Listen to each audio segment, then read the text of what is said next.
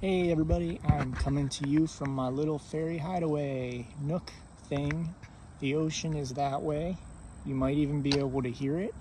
I walked over the dunes, found a spot in the shade to eat lunch, and the fairies led me here. They've been following me up and down the ocean. Doug's been talking to him. He's actually been in a good mood today. He was in a good mood because we saw more like dry land tree type stuff today, and he liked that.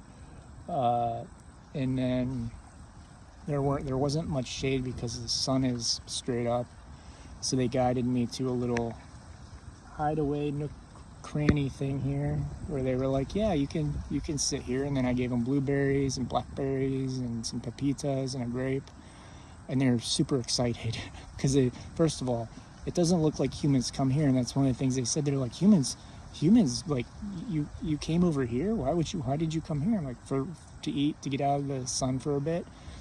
And then when I gave them stuff, the fact that I'm talking to them and giving them things is like mind-blowing to them, which is awesome. And I've been picking up trash on the beach and getting really cool shells. I found a sea urchin shell, which literally they were like, I picked something up, I forget what it was, I put it in the bag, I looked and I heard, you're gonna get a gift for that.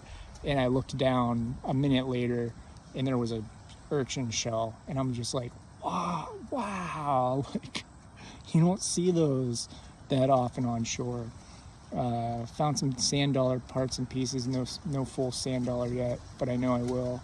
And some really cool barnacle covered snail shells and conchs and all kinds of stuff. I'm excited to share that later. They're in my bag right now. But I'm just doing some light work on the beach, talking to the fairies and eating lunch. So remember, you can do this too. If whatever it is you want to do, you don't have to, just because society tells you to do something doesn't mean you have to do it.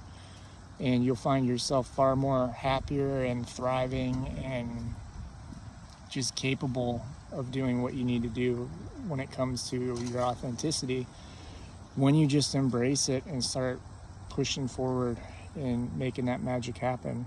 So it takes time.